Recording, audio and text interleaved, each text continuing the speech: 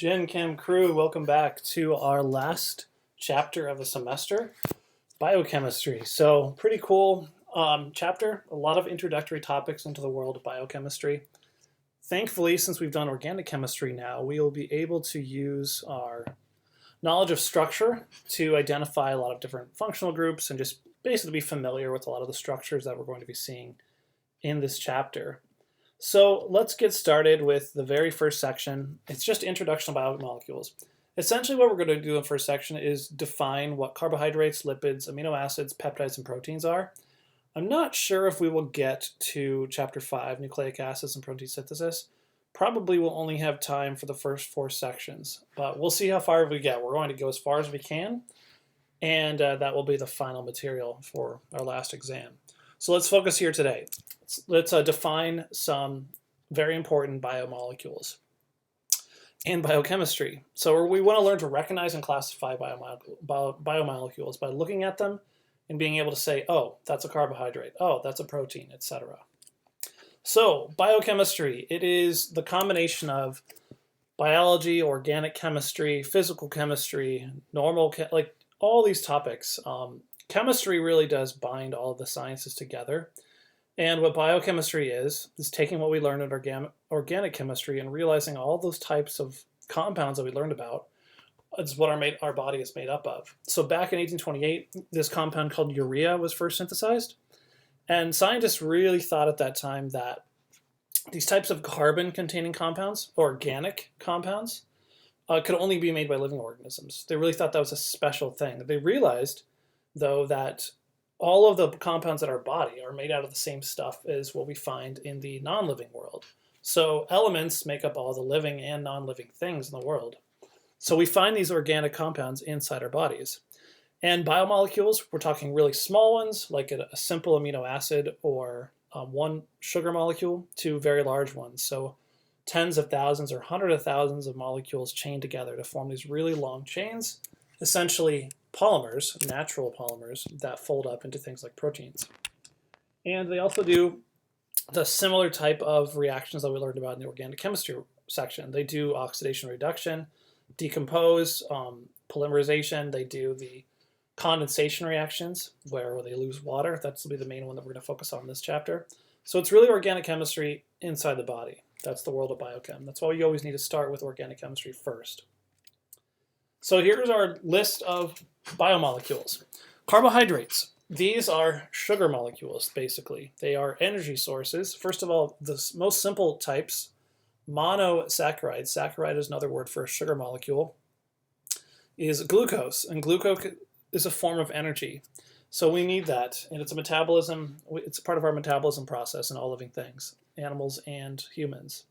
So we can also have short chains of these to form a di or polysaccharides, and then also polymers of these. So polymers of these, amylose or amylopectin, these are really the storage centers for the glucose. Instead of storing them one at a time, amylose, amylopectin, glycogen, cellulose, etc., these are polymers of sugars. So they have different functions. In plants, we see them as energy storage, also energy storage in animals. Cellulose is a structural component that we see in a lot of plants and fungi. We don't eat cellulose. We don't use this as a storage component. This is very not soluble in water. So if you go out and find a piece of wood, a piece of tree bark, that is cellulose. It's still sugar. It's just a different polymer of sugar. So carbohydrates, as in hydrated carbon chains, a lot of OH groups. We're going to look at the structure of those. Also used as energy storage. So triglycerides, you take 3 of these lipids and tie them together. Plants and animals use those as energy storage. They're also used, there's also a class of lipids that are used as really important steroids. So communication molecules. It communicates to our body when things are happening. When do we need to make this compound go higher in our body or not? So a lot of sex hormones, for example, testosterone. These are steroids, but they're also under the broad classification of lipids. Phospholipids are really the structural components of cell membranes in all living things. So under lipids, there's a lot of different things that you can see that they do. Triglycerides are for energy storage in plants and animals. Steroids and prostaglandins are for communication, so chemical cues, chemical communication, And then phospholipids are structures of cell membranes. And I wanted to just bring in some infographics like I usually like to do, just to kind of bring in the idea of organic chemistry and biochemistry back to the real world. So in talking about coronavirus, COVID-19, this is an interesting one that popped up pretty recently, is 4 ways to destroy coronavirus. What things can we identify here that we've learned in general chemistry? Well, first of all, in soap and water, we're really going to be learning more about these molecules in this chapter, except 3 of them tied together would be a triglyceride. This is one fatty acid. This is a long chain of carbons. Notice these are all single bonds, so we would call this a saturated fatty acid. We have a carboxylic acid group over here, very readily dissolves in water, and this can actually dissolve in water and form and start to take apart the phospholipid layers of the membranes here. So this interacts with the outside layers of the virus, and it will destroy those viruses. Sodium hypochlorite, this inorganic compound, this does a good job of killing viruses on surfaces. Not your hands, because it's not very good for our proteins either. So not good for our hands, but good for surfaces. Look, we see some organic compounds down here. So hand sanitizer is ethanol, basically a 70% solution of ethanol plus a little bit of water. The other components is mostly water. This also does a good job of dissolving this fatty outside virus layer. And then we see another compound we've seen in chemistry before, hydrogen peroxide. So these are all tools that we can use to defeat the virus, not inside our body. Do not ingest bleach. Do not ingest any of this stuff. This is all outside the body on our hands or on surfaces. So there's a good combination of organic chemistry and general chemistry tied up in how we destroy coronavirus here. Also, if we go on to, this is how broad this category is, but remember, anytime you look up some sort of biological thing, you're going to see organic compounds. So this article is about fighting stress and anxiety and how we try to treat them. And there's a couple different classes that they talk about here, benzodiazepines and antidepressants. So something like Xanax, you can see we've got these benzene type rings on here. We've got some amine groups. We got a chloro group over here. This is the skeletal structure for Xanax. And they amplify the effects of this small molecule called alpha aminobutyric acid, or GABA for short. And this has a carboxylic acid group, and on the end we have an ammonia group. So this helps regulate that molecule. Prozac and many other antidepressants help regulate serotonin. I take one of these. I take escitalopram, or it's called Lexapro.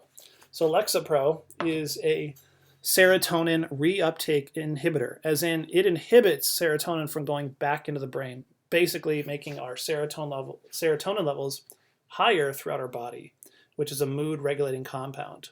So SSRIs help increase the amount of serotonin in our bodies. So why do we get to this anxiety? Well, that's very complicated, but also it comes down to signaling compounds. This is a lipid, but this is one of the hormone type lipids, cortisol. So this can be a signal that there's a lot of stress going on. So if we go back to lipids, that is a steroid class lipid, cortisol. So you can start to get the feel for the large variety of biomolecules and their specific components. So part of biochemistry is studying and learning about a lot of these types of molecules and just learning their function, learning how to draw them, learning how they come together, learning how they are synthesized, etc. Moving on, this is page 3 of 4 here. Proteins are another massive classification. I would say it's hard to say one of these classes is more important than the other, but proteins is probably the most talked about or studied in biochemistry, I would argue. And they're the huge classes of enzymes. These are the proteins that actually facilitate all the reactions in our body. Organic chemistry in the lab typically tries to do reactions without biological enzymes. These are tricky to use in the lab. They have to be done at very specific pH, very specific temperature, very specific conditions that our body works at. But these work as catalysts, and we learned about catalysts in general chemistry. Catalysts are something that lower the activation energy of a reaction, so increasing the rate. So these increase the rate, sometimes exponentially, of reactions in our bodies. Other examples of proteins, something like hemoglobin.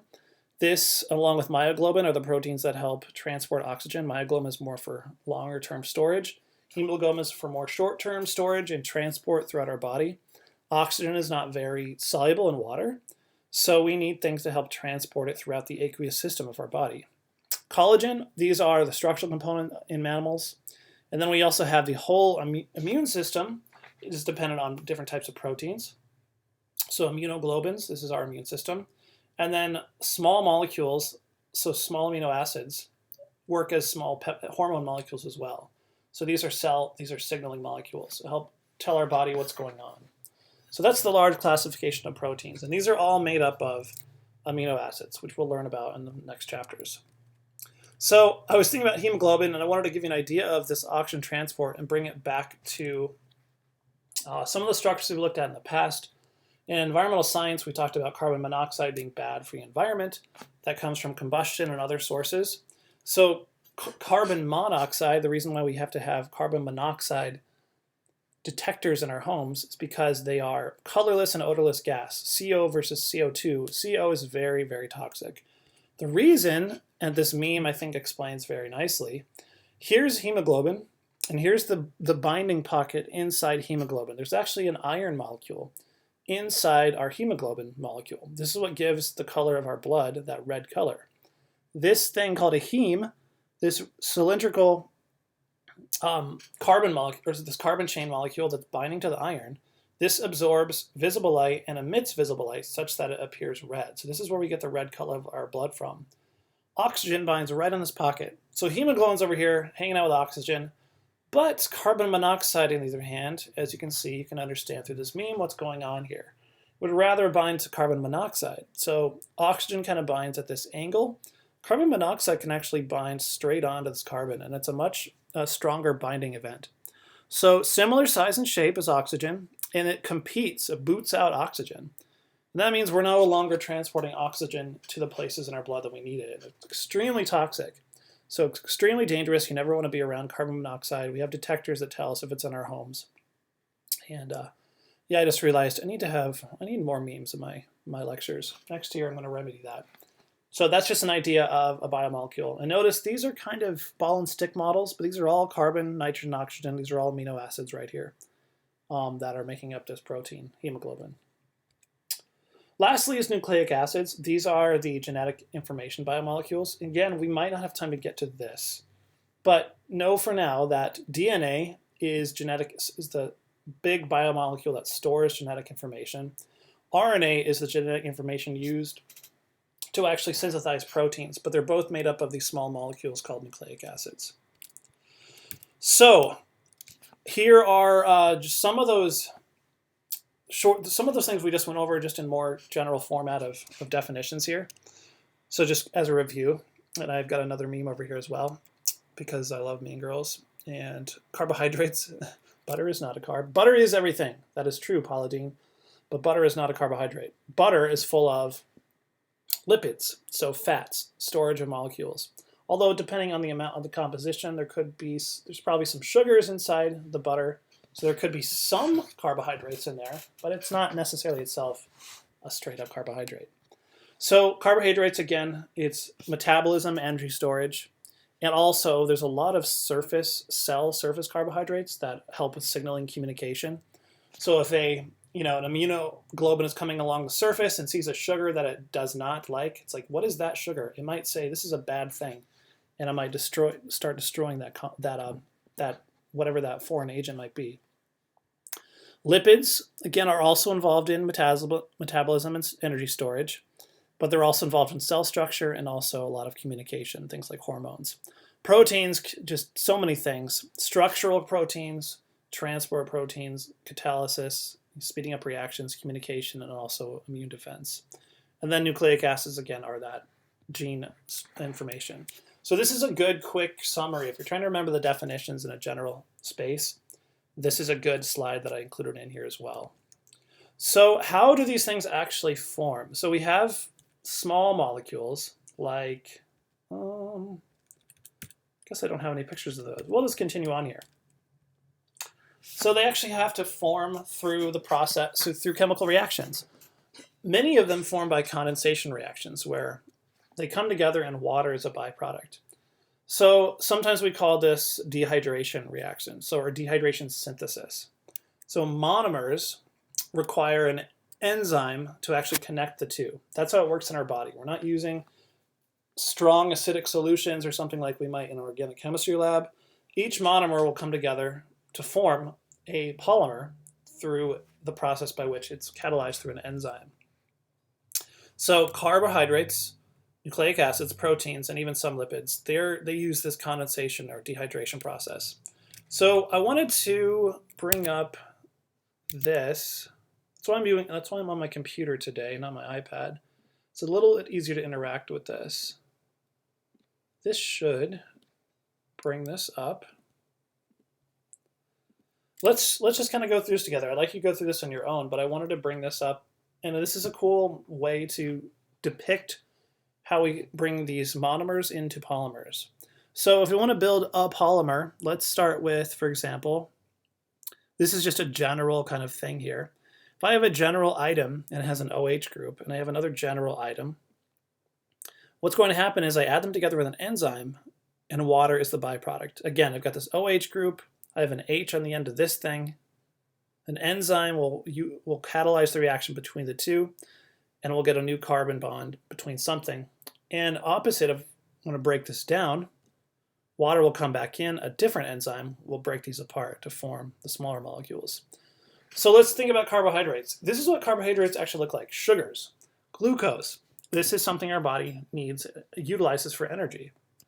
Table sugar, what we think of as just sugar, these are all sugar molecules. These are all different types of sugar. Glucose, fructose, galactose. We see a lot of fructose in fruits, lactose, not galactose, but lactose is a sugar molecule we see in milk. That is, some people are lactose intolerant. They lack the proper amount of enzymes that actually breaks lactose down. So they're all different types of sugars. But if we want to make table sugar, it's actually a polymer. I'm sorry, not a polymer, it's a disaccharide. You take glucose, I'm going to bring fructose up here, and watch what will happen. An enzyme will come in here, we'll lose water, and we form this new, here's a carbon to an oxygen to a carbon. They're not shown, but those should be carbons there. So we have this kind of, actually, you know what, I'm going to go back. Let me reset this. Glucose. That's just drawn weird. I'm not used to seeing it drawn that way. Notice they add these new carbon chains here. But this is sucrose. This is the actual table sugar molecule. It's a combination of glucose and fructose, and that gives us sucrose.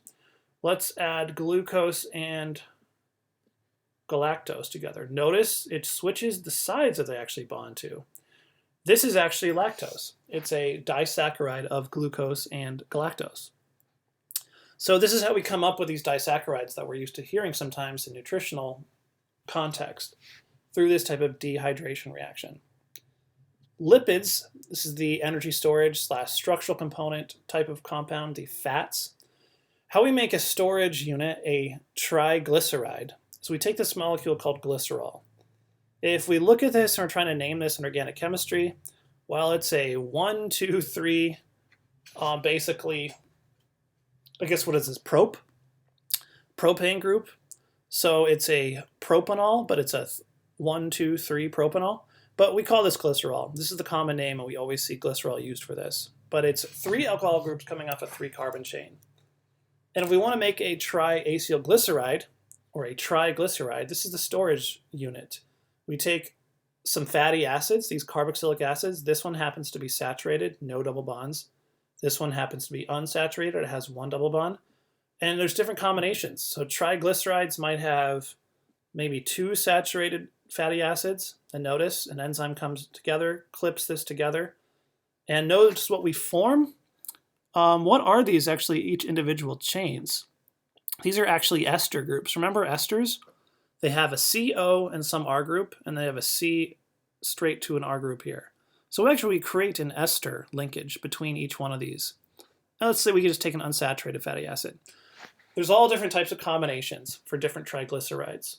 So olive oil, for example, has a lot of triglycerides. Olive oil has a lot more unsaturated fatty acids on its triglyceride molecules than, say, butter. butter has more saturated fatty acids on its side chains for these. Because of that, these stack nicely together, and butter is solid at room temperature. These don't stack as well together, so olive oils have a lot more unsaturated fatty acids, and they're liquids at room temperature. So you can see the composition of different fats, what we call fats, or different sources from different animals, either animal fats versus plant fats, and just the room temperature, the melting points of, just the melting points of those compounds are quite different. So that is a quick look at lipids. Proteins are made up of small molecules called amino acids, and they all share the same structure. They have a carbon group with some different R side chain, and they have a carboxylic acid group over here. And then they have an amine group over here. So let's pick this one. It has a green R group. Clearly that's not the real, whatever that is, we're just depicting with colors here. So what happens is, to make a protein, we take an amino acid, and we act this C terminus, as we call it, and this is the N terminus. We use the carboxylic acid side from one of the amino acids. Let's say we want to react it with this pink one, and it's going to react with the amine side over here. Enzyme's going to snap those together, and what we get is an amide bond. So we're forming an amide linkage. Remember, an amide is a C double bond O with some R group, this big whole thing over here, connected to an N, and that N group might have some R group. So this is an amide linkage in between. And you continue on. Enzyme comes in, clips these together. Enzyme comes in, clips these together, etc. This gets longer and longer and longer. And this could just scroll on and on and on if we wanted to keep doing that. So polymers of amino acids are proteins. And again, they can be small ones, maybe 50 amino acids long. Large ones, hundreds, thousands. So the grams per mole values are pretty insane. You can have one polymer chain that's 150,000 grams per mole, for example. They get really long. Polymers get really large in terms of their molecular weight. And then again, nucleic acids, which we might not have time for, but this is what the structure of these look like. And these build up in this way to give this phosphorus linkage. So this is how they link together. They're actually using a water molecule that leaves again, using an OH group and a phosphorus molecule. That's how these links up to give polymers of nucleic acid. And this is what stores the actual DNA information. So we're going to use, this is a good way to go back and kind of review what these things are. So remember this link, it's going to be in the PowerPoint, especially for things like carbohydrates. So this is monosaccharides coming together to form, just disaccharides. Polysaccharides, notice these tabs on the left. This helps give you a view of different types of polymers of these things. So here's cellulose, for example, versus starch. And we're going to learn a little bit more about why those have such different properties because of their structures. Lipids over here, this just says the one page, but proteins, this is how you build a protein. This tab actually talks about the primary, secondary, tertiary, and quaternary structure, which we will learn about in the next sections. So I really like this tool. I'm going to leave it here. I have if you click on this link, it should work, but also have this up here as well in the PowerPoint when I upload that to the course website. Okay, just a few more slides here. This is helping us on paper show the condensation products. Remember what we're doing with condensation. These are two sugar molecules, or sugar type. They've got these ring structures, and it says draw the products of a condensation reaction involving the highlighted functional groups. Where's my laser pointer? So these, what does condensation mean? Well, we need to take out HOH. So what's left after that? Well, it's this carbon has to form a bond to somewhere, so it's going to form a bond to that oxygen. So in this case, we get this kind of ester linkage almost. So we have HOH coming together. That would be the linkage for these two sugar type molecules. So this is just a little practice doing that type of reaction on paper again. So this is kind of a question that you might get if trying to categorize the actual biomolecule by a definition. So it says categorize the biomolecule represented by each of the following as a carbohydrate, lipid, protein, or nucleic acid. A says a gene containing information to produce brown pigment in eyes. Okay, remember, genes mean genetic information. That all comes from nucleic acids. The amylopectin stored in wheat seeds which can be ground to make flour for bread and pasta. Amylopectin, this is something we haven't categorized these too much yet, but amylopectin comes from the sugars or the carbohydrate type molecules.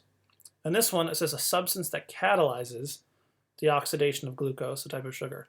Catalysts, these are from the protein class. Proteins can be catalysts, so that has to be our protein there.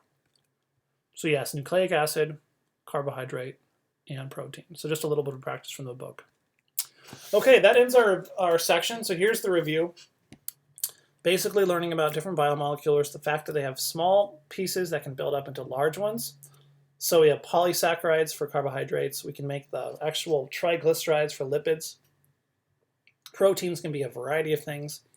Nucleic acids are the building blocks that make up our DNA and RNA, things like that. So that is section 1. We'll go back to, oh, love that meme. Again, here's what we're going to be doing in the next sections. Next lecture, we talk about sugars, the carbohydrates, then we'll move on to lipids, and then section 21.4. And we will see if we have time to talk about DNA, things like that. So I will see you guys